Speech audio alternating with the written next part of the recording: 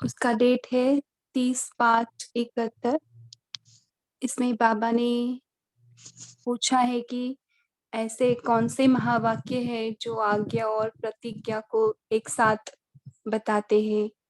तो थोड़ा सोच में पड़ गए, लेकिन बाद में बाबा ने आंसर दिया कि ऐसे बहुत सारे महावाक्य हैं, उसमें आज्ञा भी है और प्रतिज्ञा भी है। उसमें याद भी आ जाती है और या प्रतिज्ञा भी आ जाती है। जैसे कि एग्जाम्पल में बाबा ने बोला, 1 कदम आप बच्चों का और 1000 कदम बाबा के। तो 1 कदम हमारे जब हम उठाएंगे, ये तो आज्ञा हो गई ना। और उसके बाबा प्रतिज्ञा क्या करते हैं कि 1000 कदम बाबा के। तो बाबा बोलते कि ये प्रतिज्ञा ही मेरी मदद है। ऐसे ऐसे करके बाबा ने बहुत सुंदर और सारे भी बहुत सारे सेंटेंसेस बताए हैं, जैसे अन्न वैसे मन और अपनी घोट तो नशा चढ़े, ऐसे बहुत सारे एग्जाम्पल्स बताए। लेकिन ज्यादा जोर बाबा ने स्मृति पर दिया है। आप जितना स्मृति स्वरूप रहेंगे ना, उतना आपको शक्ति और स्मृति पावरफुल चाहिए। बाबा बोले साधारण नहीं। आप कौन हो, आप किस स्कूल के हो, जब हमें हमें ना ऐसी स्मृति रहेगी ना कि हम ही देवता बनने वाले हैं, हम ही आदि शक्ति है, तो उससे समर्थी आ जाएगी। फिर हमको कुछ ऐसे असफलता नहीं आएगी। तो बाबा बोलते हमेशा अपने आप को याद दिलाओ कि आप कौन हो। तो माया भी विदाई लेगी। बाबा ने इसमें बहुत सारे एग्जाम्पल्स बताए कि कैसे माया विदाई लेती है। अगर माया अभी भी वार करती है तो आपको अतीन्द्रिय सुख नहीं मिलेगा। अगर अतीन्द्रिय सुख का आपको ज्यादा अनुभव नहीं है ना, तो वहां पर भी आपको अटल अखंड राज्य नहीं मिलेगा। जिसको अतीन्द्रिय सुख ज्यादा काल का है ना, वही बाबा के वर्षे के अधिकारी है। ये भी बताया है। तो और बाबा बोलते जब भी प्रॉपर्टी मिलती है तो कैसे नशा चढ़ता है ना। तो बाबा की प्रॉपर्टी है और वो कैसी हमारी बनेगी। बाबा ने तो दी है, लेकिन अभी उसे अपनी बनानी है।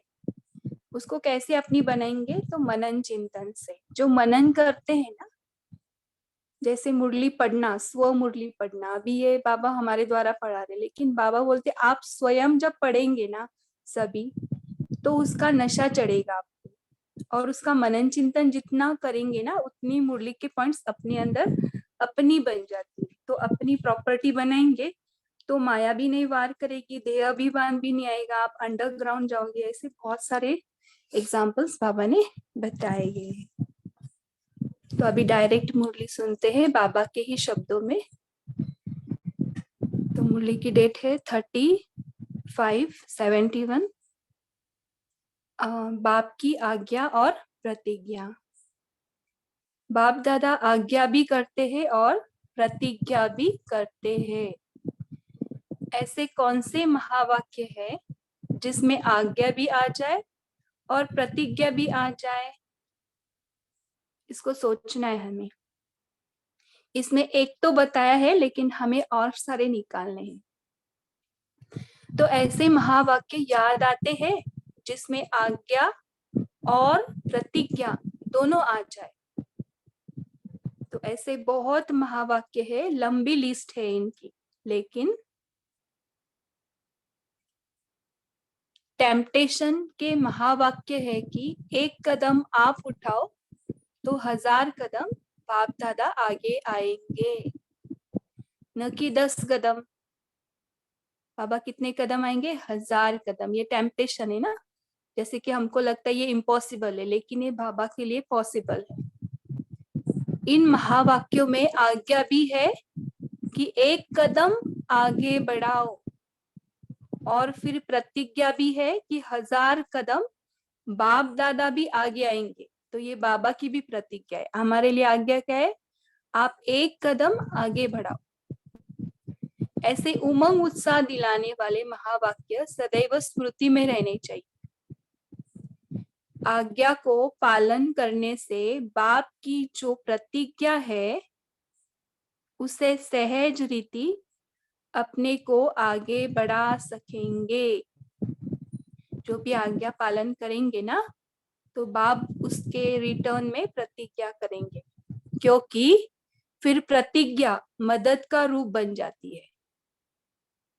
एक अपनी हिम्मत, दूसरी मदद, जब दोनों मिल जाते हैं तो सहज हो जाता है। इसलिए ऐसे ऐसे महावाक्य सदैव स्मृति में रहने चाहिए। स्मृति ही समर्थी लाती है। जैसे राजपूत होते हैं, वह जब युद्ध के मैदान में जाते हैं तो भले कैसे भी कमजोर हो, उनको अपने कुल की स्मृति दिलाते हैं। राजपूत ऐसे ऐसे होते हैं, ऐसे होकर गए हैं, ऐसे ऐसे करके गए हैं, ऐसे कुल के तुम हो।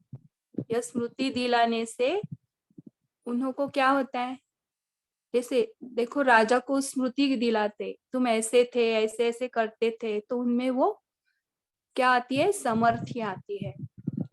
सिर्फ कुल की महिमा सुनते सुनते स्वयं भी ऐसे महान बन जाते, सिर्फ उनको याद दिलाए।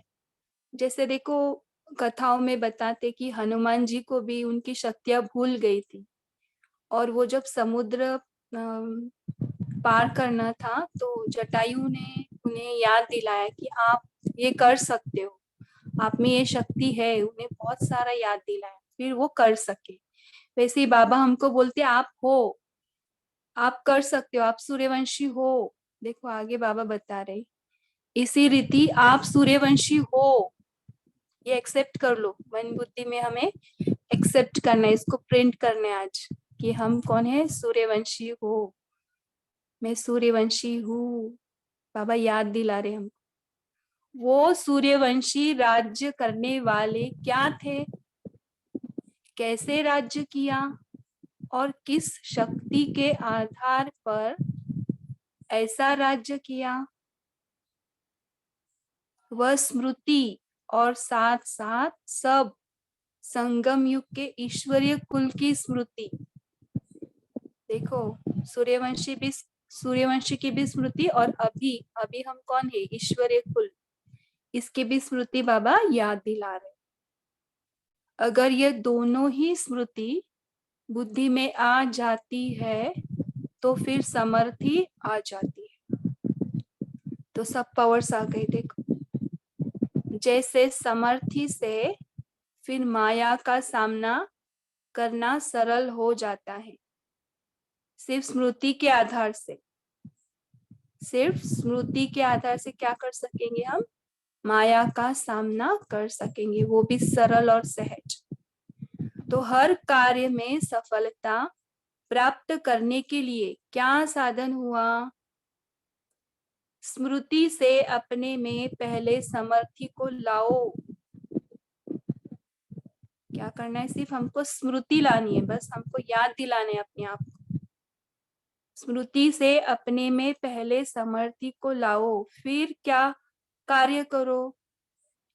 तो भले कैसे भी कमजोर होगा, लेकिन स्मृति के आधार से उस समय के लिए समर्थी आ जाएगी। भले पहले वह अपने को उस कार्य के योग्य न समझते होंगे। देखो थोड़ी देर पहले हम कमजोर है, लेकिन बाबा हमको याद दिला रहे, आप सूर्यवंशी हो, आप ईश्वर कुल के हो, तो आप में समर्थी आ गई ना। लेकिन स्मृति से वह अपने को योग्य देखकर आगे के लिए उमंग उत्साह में आएंगे। तो सर्व कार्य करने के पहले यह स्मृति रखो, ईश्वरीय कुल और भविष्य की दोनों ही स्मृति आने से कभी भी निर्बलता नहीं आ सकती। कौन सी स्मृति, ईश्वरीय कुल और भविष्य की, ये दोनों ही स्मृति आने से कभी भी निर्बलता नहीं आ सकेगी। निर्बलता नहीं तो असफलता भी नहीं। असफलता का कारण है ही निर्बलता। जब स्मृति से समृद्धि को लाएंगे तो निर्बलता अर्थात कमजोरी समाप्त। तो निर्बलता को कैसे समाप्त करेंगे? स्मृति को स्मृति से समृद्धि लाएंगे तो निर्बलता अर्थात कमजोरी समाप्त, असफलता हो ही नहीं सकती। तो सदा सफलता मूर्त बनने के लिए अपनी स्मृति को शक्तिशाली बनाओ, फिर स्वयं ही यह स्वरूप बन जाएंगे। जैसी जैसी स्मृति रहेगी वैसी स्वरूप अपने को महसूस करेंगे। स्मृति होगी कि मैं शक्ति हूँ तो शक्ति स्वरूप बनकर के सामना कर सकेंगे। तो स्मृति में लाओ मैं शक्ति हूँ, शिव शक्ति हूँ, देखो अपने आप को शेरनी शक्ति हूँ, तो कैसे फील होता है? एकदम से वो पावर्स, अष्टभुजाधारी, उस स्थिति में मैं आदि शक्ति। स्मृति आने से हमको क्या फील हो रहा है कि सच में यही मैं हूँ। तो अगर स्मृति में ही यह रखते हो मैं तो पुरुषार्थी हूँ, कोशिश कर देखती हूँ, तो स्वरूप भी कमजोर बन जाता है। तो ये क्या कमजोर शब्द है ना, मैं पुरुषार्थी हूँ, कोशिश कर देखती हूँ, तो ये नहीं यूज करना है हमको। तो स्मृति को शक्तिशाली बनाने से स्वरूप भी शक्ति का बन जाएगा। तो यह सफलता का तरीका है। कौन सा तरीका बताया बाबा ने? तो स्मृति को शक्तिशाली बनाने से स्वरूप भी शक्ति का बन जाएगा। फिर यह बोल नहीं सकेंगे कि चाहते हुए भी क्यों नहीं होता। चाहना के साथ समर्थी भी चाहिए और समर्थी आएगी स्मृति से। अगर स्मृति कमजोर है तो जो संकल्प करते हो वह सिद्ध नहीं हो पाता है, जो कर्म करते हो वह भी सफल नहीं हो पाते हैं। तो स्मृति रखना मुश्किल है व सहज है। जो सहज बात होती है वह निरंतर भी रह सकती है। स्मृति भले निरंतर नहीं भी है, लेकिन एक होती है साधारण स्मृति और दूसरी होती है पावरफुल स्मृति। पूरा बाबा स्मृति पर ही समझा रहे हैं कि कैसे स्मृति होनी चाहिए। साधारण रूप में तो स्मृति रहती है, लेकिन पावरफुल स्मृति रहनी चाहिए। इसमें अभी बाबा एग्जाम्पल बता रहे। जैसे कोई जज होता है तो उनको सारा दिन अपने जजपन की स्मृति तो रहती है, लेकिन जिस समय खास कुर्सी पर बैठते हैं तो उस समय वह सारे दिन की स्मृति से पावरफुल स्मृति हो जाती है। तो देखो जज भी दिन भर लौकिक में उनको स्मरण रहता है, लेकिन वो साधारण रहता है। लेकिन जब वो अपनी कुर्सी पर बैठता है ना तो उसको याद आता है कि मैं ही जज हूँ। तो ड्यूटी अर्थात कर्तव्य पर रहने से ये इम्पोर्टेंट है। जब भी हम अपने आप को ड्यूटी पर समझते हैं ना तो हमारी स्थिति कैसी होती है, स्मृति कैसी होती है? पावरफुल स्मृति रहती है और वैसे साधारण स्मृति रहती है। ऐसे कैसे रहती है? साधारण। तो आप भी साधारण स्मृति में तो रहते हो, लेकिन पावरफुल स्मृति जिससे बिल्कुल वह स्वरूप बन जाए। तो पावरफुल स्मृति से क्या बनेंगे हम? स्वरूप बन जाएंगे। और स्वरूप की सिद्धि सफलता मिले वह कितना समय रहती है? अपने आप को पूछेंगे अभी, इसकी प्रैक्टिस कर रहे हो ना? तो ये प्रैक्टिस करनी है। निरंतर समझो कि हम ईश्वरीय सर्विस पर है। इसको बाबा भी अपने ईश्वरीय सर्विस कैसे करें ना, इसको एग्जाम्पल के रूप में बताएंगे। भले कर्मना सर्विस भी कर रहे हो, फिर भी समझो मैं ईश्वरीय सर्विस पर हूँ। इसको अपने अनकॉन्शियस माइंड में फिट करते हैं। कौन सी भी कर्मना सेवा कर रहे हैं, लेकिन अपने आप को क्या बोलना है? मैं ईश्वरीय सर्विस पर हूँ, मैं ईश्वरीय सर्विस पर हूँ। भले भोजन बनाते हो, वह है तो स्थूल कार्य, लेकिन भोजन में ईश्वरीय संस्कार भरना, भोजन को पावरफुल बनाना, वो तो ईश्वरीय सर्विस हुई ना। तो देखो कितना इजी एग्जाम्पल बताया। जैसा अन्न वैसा मन कहा जाता है। तो भोजन बनाते समय ईश्वरीय स्वरूप होगा, तब उस अन्न का असर मन पर होगा। तो भोजन बनाने का स्थूल कार्य करते भी ईश्वरीय सर्विस पर हो ना, तो इसको नजरअंदाज नहीं करना है। बहुत इंपॉर्टेंट सेवा है। आप लिखते भी हो ऑन गॉडली सर्विस ओनली, ये ओनली शब्द है ना, सिर्फ उनके ही सेवा के लिए हूं मैं। ऑन गॉडली सर्विस ओनली, तो उसका भावार्थ क्या हुआ? क्या हुआ भावार्थ? हम ईश्वरीय संतान सिर्फ और सदैव इसी सर्विस के लिए ही है। ये आंसर बताया बाबा ने।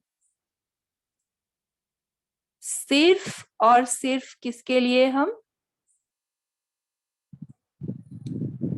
इसी सेवा के लिए बने हुए हैं। हमें हमें बाबा ने इसी कार्य के लिए बनाया है। हम ईश्वरीय संतान सिर्फ और सदैव, सदैव बोला है, इसी सर्विस के लिए ही है।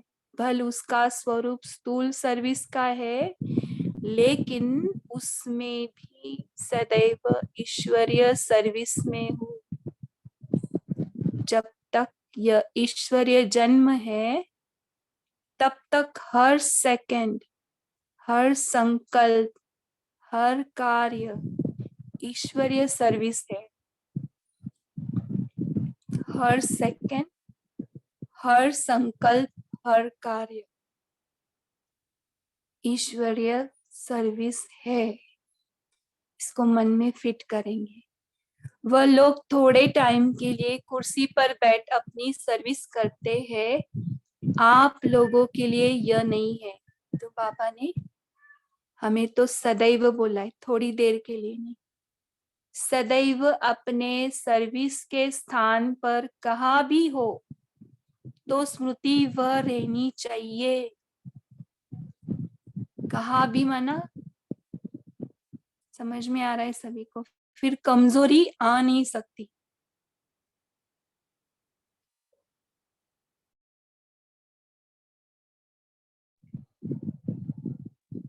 तो अपने लौकिक घर को भी हमें सेंटर समझना है। ऐसे नहीं बोलना है सेंटर में हम कार्य करते तो स्मृति रहती है, घर में नहीं रहती। नहीं, बाबा बोलते कहाँ भी हो तो स्मृति में रहना चाहिए सदैव। इसको अंडरलाइन करना है, हमारे अंदर उसको समा कर रखना है कि कहाँ पर भी है, फिर भी हम कौन सी सर्विस पर है?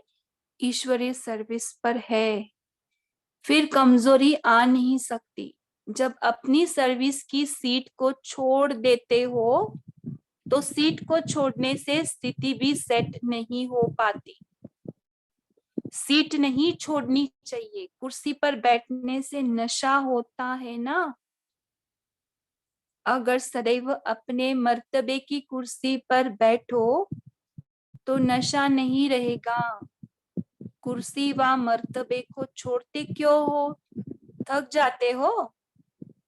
जैसे आप लोगों ने राजा का चित्र दिखाया है, पहले 2 ताज वाले थे, फिर रावण पीछे से उसका ताज उतार रहा है। इसको फील करेंगे, देखो राजा का धीरे से ताज पीछे से रावण उतार रहा है। ऐसे अब भी होता है क्या? माया पीछे से ही मर्तबा से उतार देती है क्या? अब तो माया विदाई लेने के लिए, सत्कार करने के लिए आई, उस रूप से नहीं आनी चाहिए, अब तो विदा लेगी। जैसे आप लोग ड्रामा दिखाते हो, कलयुग विदाई लेकर जा रहा है, तो वह प्रैक्टिकल में आपके साथ सभी के पास माया विदाई लेनी आती है, न कि वार करने के लिए। अभी माया के वार से तो सभी निकल चुके हैं ना। अगर अभी भी माया का वार होता रहेगा तो फिर अपना अतीन्द्रिय सुख का अनुभव कब करेंगे? वो तो अभी करना है ना। राज्य भाग्य का तो भविष्य में अनुभव करेंगे, लेकिन अतीन्द्रिय सुख का अनुभव तो अभी करना है ना। माया के वार होने से यह अनुभव नहीं कर पाते। बाप के बच्चे बनकर वर्तमान अतीन्द्रिय सुख का पूरा अनुभव प्राप्त न किया तो क्या किया? तो ये हमको ढूंढना है हमारे अंदर। अगर हम अतीन्द्रिय सुख नहीं कर पा रहे तो हमने किया क्या बाबा का बच्चा बनकर? बच्चा अर्थात वर्षे का अधिकारी।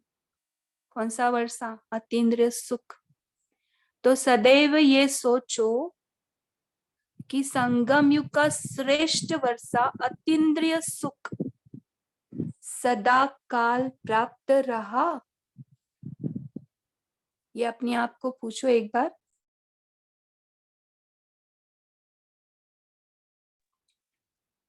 संगम युग का श्रेष्ठ वर्षा अतीन्द्रिय सुख सदा काल प्राप्त रहा।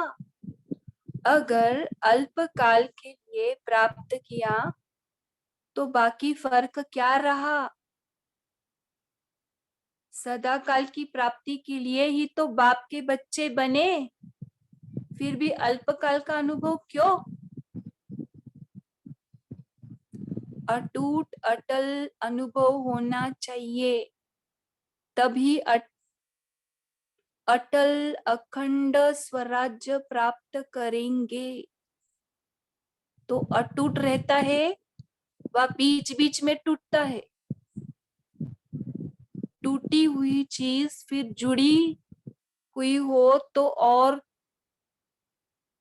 कोई बिल्कुल अटूट चीज है तो दोनों से क्या अच्छा लगेगा?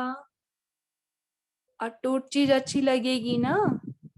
तो यह अतीन्द्रिय सुख भी अटूट होना चाहिए, तब समझो कि बाप के वर्षे के अधिकारी बनेंगे। अगर अटूट अटल नहीं तो क्या समझना चाहिए?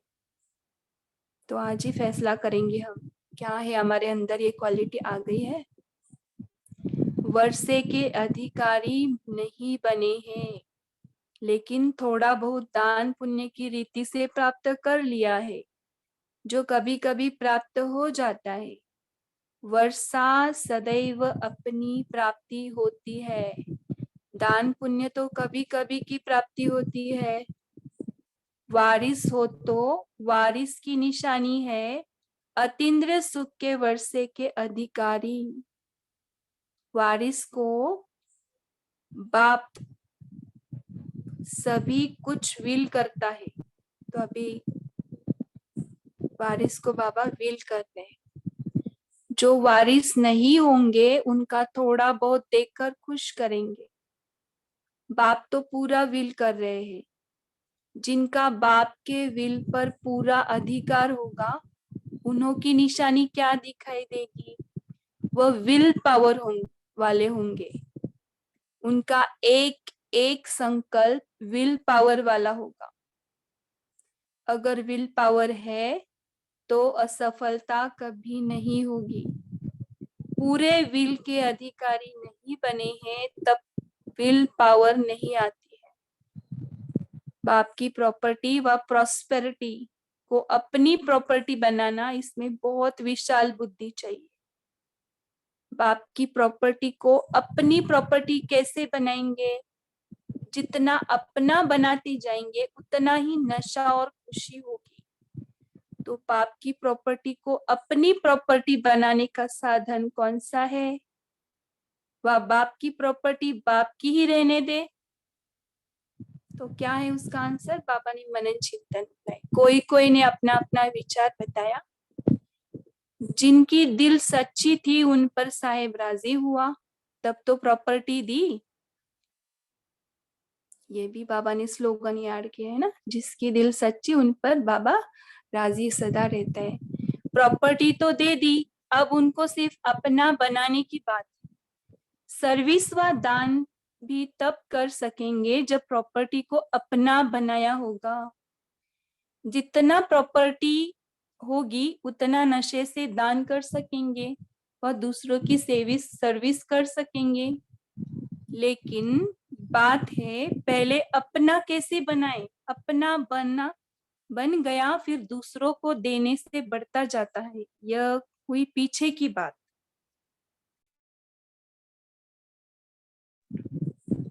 लेकिन पहले अपना कैसे बनाएंगे? जितना जितना तो खजाना मिलता है उसके ऊपर मनन करने से अंदर समाता है। जो मनन करने वाले होंगे उन्हों के बोलने में भी विल पावर, उन्हों के बोलने में भी विल पावर होंगी। किसके बोलने में शक्ति का अनुभव होता है? क्यों? सुनते तो सभी इकट्ठे हैं, प्रॉपर्टी तो सभी को एक जैसे एक ही समय मिलती है। तो जो मनन करके उसी दी हुई प्रॉपर्टी को अपना बनाते हैं,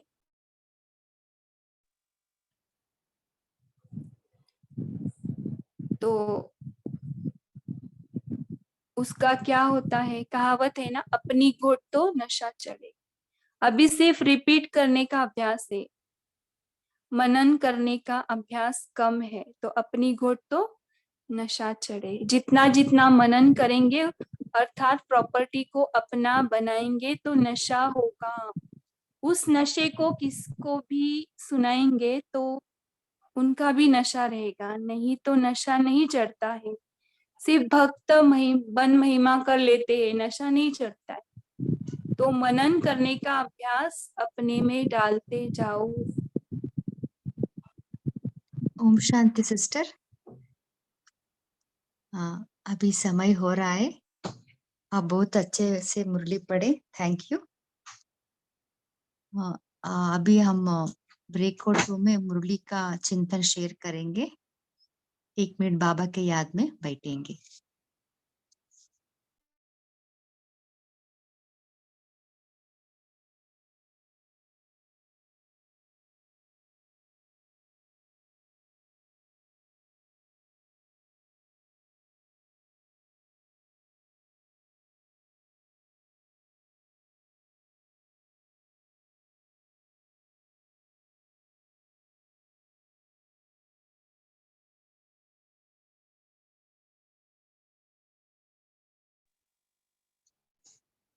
ओम शांति।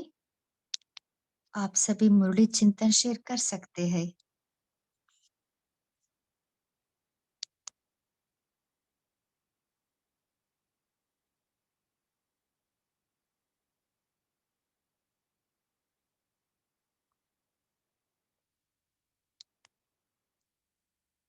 माइक ऑन हो रहा है ना?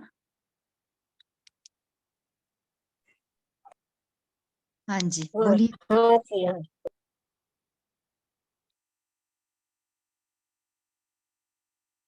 क्या कहा बाबा ने आज?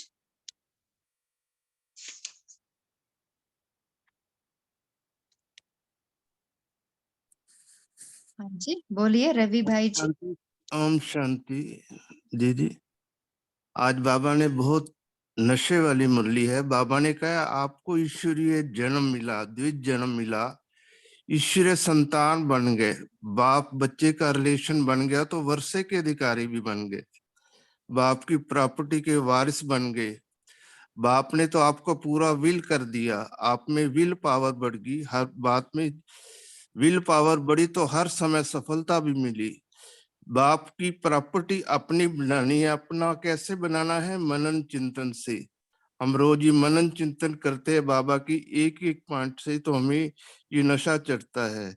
लेकिन इसकी प्रॉपर्टी को वारिस बनने के लिए दिल सच्चा चाहिए। बाबा ने कहा है कि ना, सच्चे दिल पर साहब राजी। तो जैसे जैसे अपनी प्रॉपर्टी बनाएंगे हम दूसरों को बांट सकेंगे। जैसे आदि रत्नों ने, हमारी दादियों ने बाबा की प्रॉपर्टी को अपना बनाया, ग्रहण किया, धारण किया, फिर आगे से आगे बांटते गए, तो उनको कितनी सफलता मिली कि यज्ञ आज कितना हमारा यज्ञ पूरे विश्व में फैल गया है। तो बाबा ने ये पॉइंट में बताना चाहता था, बाकी और शेयर करेंगे, समय कम है। ओम शांति। हाँ जी, बहुत अच्छा। बोलिए अश्विनी सिस्टर। ओम शांति सिस्टर। ओम शांति सिस्टर। हाँ जी बोलिए। आज बाबा ने 2 स्मृति दी है, एक तो सादा स्मृति और एक तो पावरफुल स्मृति में। तो सादा तो स्मृति रहती है, पावरफुल स्मृति जब बनती है जब हम कोई भी कर्म करेंगे तो हमारी स्मृति पावरफुल बन जाती है, बाबा आज बोलते हैं। तो कौन सा पावरफुल स्मृति रखना है? बाबा की सर्विस की, जो भी सर्विस करे तो हम कोई भी कर्म करे, करते वक्त बाबा की याद में रहे तो हमको स्मृति पावरफुल होगी, हमारी याद बाबा की याद में रहेगी तो। हाँ जी। सो बाबा ने कहा ना, जब तक यह ईश्वरीय जन्म है तब तक हर सेकंड, हर संकल्प, हर कार्य ईश्वरीय सर्विस पर है। सो यही पावरफुल स्मृति हमें सदा रखनी है। हाँ जी। और कोई शेयर करना चाहते हैं? बोलिए ललिता सिस्टर। ओम शांति। आज जैसे बाबा ने स्टार्टिंग में कहा ना कि बाप दादा आज्ञा भी करते हैं और प्रतिज्ञा भी करते हैं। जैसे इस पे बाबा ने एग्जाम्पल दिए कि जैसे बहन बोल रहे थे कि अपनी गोद तो नजर चढ़े, हिम्मते बच्चे मददे बाप, एक कदम बच्चों का 1000 कदम बाप का। ऐसे और भी हम लोग चाहे तो बहुत पॉइंट्स निकल सकते हैं। जैसे बाबा ये भी कहते हैं ना, तुम मुझ पर 1 जन्म बलिहार जाओ, मैं तुम पर 21 जन्म बलिहार जाऊंगा। मतलब एक तरफ आज्ञा कर रहे हैं, एक तरफ और फिर बोलते हैं कि तुम अपना कखपन दान करो तो मैं तुमको हर जन्म सुखों से भरपूर कर दूंगा, 21 जन्म। और इस तरह बाबा बहुत सारे पॉइंट बोलते हैं कि तुम एक जन्म पवित्र रहो, मैं 21 जन्म तुमको बादशाही दूंगा। ऐसे अगर हम लोग खोजे तो इसमें बहुत सारे पॉइंट्स निकल सकते हैं। ओम शांति। हाँ जी, बहुत अच्छा। सो यही है ना टेम्पटेशन का महावाक्य, है ना, जिससे हमारा उमंग उत्साह भी बढ़ेगा। और कोई शेयर करना चाहते हैं?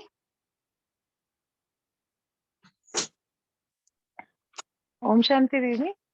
हाँ जी। बाबा बोले कि जैसे राजपूत तो थे, तो राजपूत जो थे तो उन्हें हमेशा स्मृति रहती थी कि हमें युद्ध के लिए जाना है। वैसे ही हमें भी अपनी स्मृति हमेशा याद रखनी है कि हम कौन है, किस कुल के हैं, हमें क्या करना है। तब हमारी स्मृति होगी, तब हम समर्थी बन जाएंगे। ओम शांति। हाँ जी।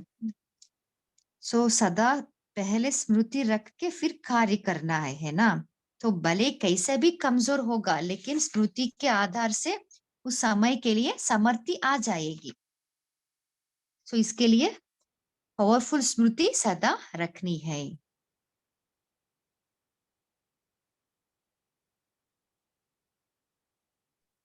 कोई स्मृति रखने से केवल उस समय के लिए समर्थी नहीं आती, जैसे वो तो स्मृति भूल जाता है ना, तो जब स्मृति आती तो उस समय तो समर्थी आती है, वो कर पाता है। वो कर लेने के बाद कॉन्फिडेंस बढ़ जाता है, और कॉन्फिडेंस जैसे बढ़ने लग जाता है तो वो उसकी हमेशा के लिए समर्थी हो जाती है उस पॉइंट के लिए। ऐसा बहुतों का प्रैक्टिकल में होगा, क्योंकि हम लोग जब ज्ञान में नहीं थे तब हम दुनिया में फंसे हुए अपने को क्या समझते थे, बहुत सारी चीजें थी जिसमें हम अपने को बहुत कमजोर समझते थे। लेकिन जैसे जैसे बाबा के बने, यहाँ आए और बाबा ने बहुत सारे सम्मान दिए, हम स्मृति में लाए, तो आज हम किसी के सामने भी पूरा मतलब जैसे वो बाबा ने कहा ना विल पावर के साथ, तो क्योंकि अनुभव की अथॉरिटी हो जाती है हमारे पास, तो हम लोग उन लोगों के सामने, हर किसी के सामने पूरे विल पावर के साथ खड़े रहते हैं कि हाँ हम पूरे निश्चय पे रहते हैं उस बात पे। ओम शांति। हाँ जी। ओम जी ओम शांति दीदी। ओम शांति दीदी। हाँ बोलिए सिस्टर। आज बाबा ने कहा सुख के सागर बाप की संतानों को दुख की लहर में क्यों आ जाते हो। बाबा कहते दुख क्या चीज है। बाबा कहते ऐसे, बाबा कहते इससे अनजान हो, सुख की लहर में लहलाते रहना है। बाबा कहते माया की ऑपोजिशन क्यों होती है। ऑपोजिशन का निवारण बहुत सहज है। बाबा कहते ऑपोजिशन से सिर्फ अ शब्द निकाल दो तो क्या हो जाएगा। बाबा कहते पोजिशन। बाबा कहते पोजिशन से ठहरने से ऑपोजिशन हुआ। हाँ जी सिस्टर, एक कल का मुरली है, इट्स ओके, आप अच्छे से शेयर किया है। Okay, आज का मुरली का बारे में हम चिंतन शेयर करेंगे। ठीक हाँ है। बोलिए आशु सिस्टर। जी। ओम शांति दीदी। बाबा ने बोला ना कि राज्य भाग्य तो आपको आगे मिलेगा, अगर आप ईश्वरीय संतान बने हैं तो अतीन्द्रिय सुख का अनुभव अभी का है वो। हाँ जी। ओम शांति। सो अतीन्द्रिय सुख की अटूट अटल है ना, ओम अतीन्द्रिय शांति दीदी। हमें अनुभव करना है। जी। बोलिए कविता सिस्टर। जी जी दीदी, बाबा ने फिर इसके आगे बोला यदि समर्थी में रहेंगे तो कमजोरी भी निकल जाएगी आपकी और निर्बलता भी निकल जाएगी। तो दीदी ऐसे ही उदाहरण, कल मैं जब आ रही थी, बाबा मिलन करके आई थी अभी 31 का, तो आ रही थी तो ट्रेन में भी लोगों को बाबा का परिचय देखा। जैसे देखा कि मैंने बुक सामने रखी, उनका इंटरेस्ट देखा, उन्होंने बुक उठाई तो मुझे इंटरेस्ट लगा, तो मैंने उनको बाबा के बारे में बहुत कुछ बताया। मतलब बहुत 1-1.5 घंटा बताया, तो वो ही 2 लोग सुन रहे थे, 2 नहीं, ऐसा लग रहा था कि डब्बे के 4-6 लोग मेरी बात को बड़े अच्छे से सुन रहे हैं। और फिर उतरते उतरते उन्होंने ऐसा भी बोला कि हमारा समय भी सफल कर दिया और यहाँ बैठ के भी हम सत्संग ही कर रहे थे आपकी बातें सुन के, और उतर के हम जरूर बाबा आप सेंटर ढूंढेंगे और जरूर जाएंगे। तो ये जो बल आया वो इन्हीं बाबा की बातों से आया या बाबा से मिलन करके आए, तो वो एक बल रहा, तो उस बल के आधार पे ही हम कर पाए। तो ये कमजोरी निकल जाती है जब बाबा के ज्ञान से समर्थी स्मृति में रहते हैं, क्योंकि हैं ब्राह्मण बच्चे, बाप के बच्चे हैं। तो ओम शांति। हाँ जी बहुत अच्छा।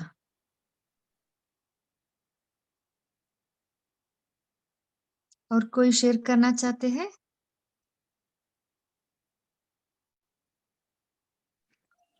आज बाबा ने कहा ना, बोलिए पमे सिस्टर। ओम शांति। बाबा कहते पहले 2 ताज वाले थे, फिर रावण ने पीछे से आपका ताज उतार रहा है। ऐसे अब भी होता है क्या। बाबा कहते माया पीछे से मरते हुए इसको उतार लेती है। बाबा कहते अब तो माया को विदाई देना है। बाबा कहते अगर आह्वान करोगे तो बाबा का करो, अगर माया का ना करो। ओम शांति। हाँ जी।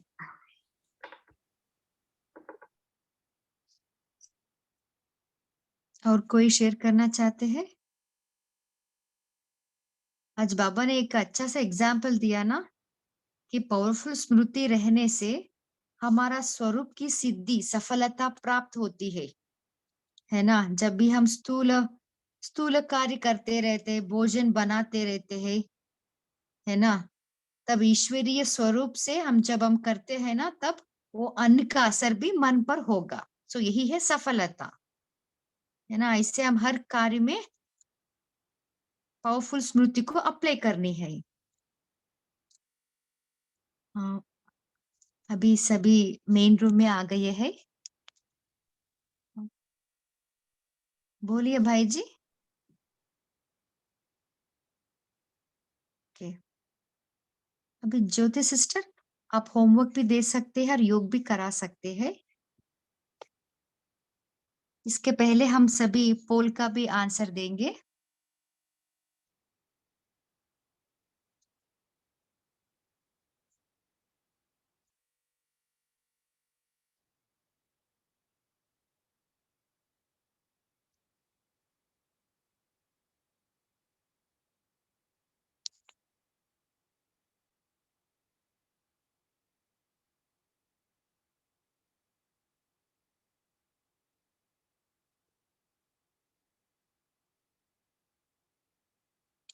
ज्योति सिस्टर, आप होमवर्क दे सकते हैं।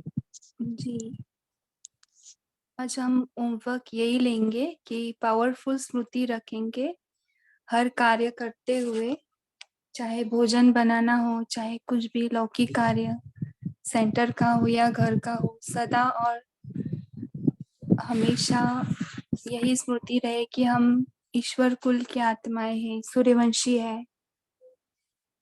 सूर्यवंशी आत्माएं हैं, और जो भी मुरली पढ़े उसका मनन चिंतन करे, वो मुरली खुद पढ़े और उसका मनन चिंतन खुद भी निकाले, क्योंकि अपनी घोट तो नशा चढ़े। तो जैसे जैसे मनन चिंतन करेंगे वैसे हम पावरफुल बनते जाएंगे, स्मृति स्वरूप से सफलता स्वरूप बन जाएंगे।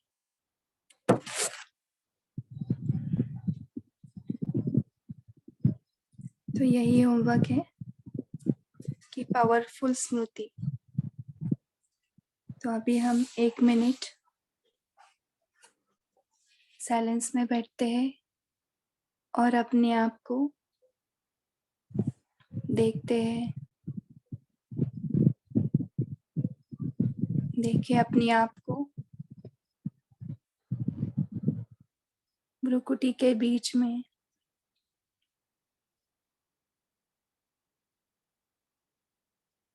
कि मैं आत्मा हूँ।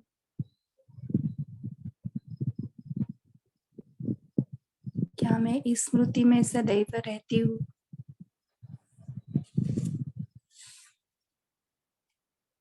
कि मैं ईश्वर कुल की आत्मा हूँ।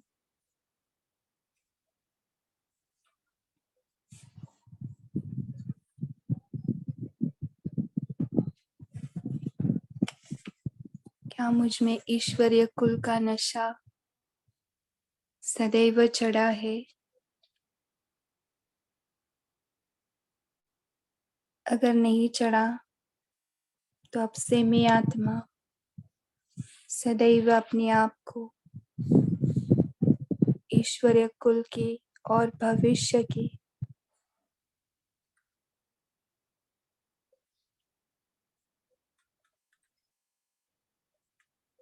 सूर्यवंशी आत्मा समझ अपने आप को याद दिला रही हूँ कि मैं साधारण आत्मा नहीं हूँ, मैं तो शक्तिशाली आत्मा हूँ। इसी नशे और खुशी में अपना हर सेकंड, हर संकल्प, हर कर्म में प्रवाहित करती जा रही हूँ। मैं अपने आप को विजुअलाइज कर रही हूँ, चाहे कौन सा भी कर्म है, चाहे भोजन बनाना है, चाहे कौन से भी कार्य है, उसे पूरे ईश्वरीय कुल की स्मृति से, पावरफुल स्मृति के सीट पर अपने आप को सेट करते हुए, अपने आप को महान आत्मा, ईश्वरीय कुल की आत्मा समझते हुए हर कार्य को करते हुए मैं आत्मा देख रही हूँ, मैं साधारण नहीं हूँ।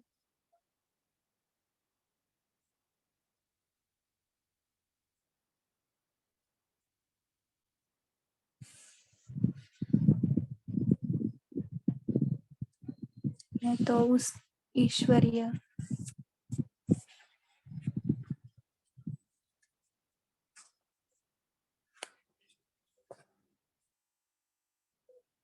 प्रॉपर्टी की हकदार हूँ।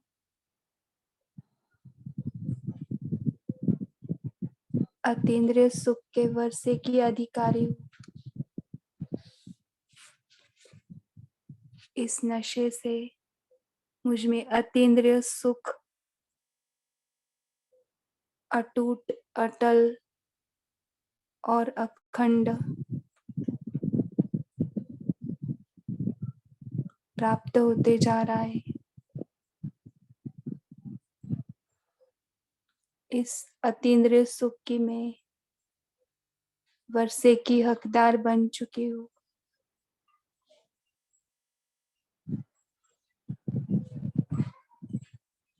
देखिए अपने आप को अतीन्द्रिय सुख के झूले में झूलते हुए।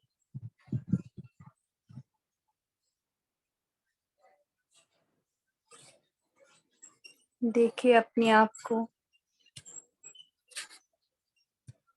फील करे वतन में, बाप दादा की गोदी में, इस अतीन्द्रिय सुख की झोली में झूलते झूलते हम यही सो जाते हैं बाबा की याद में, बाबा को गुड नाइट करते हुए। ओम शांति।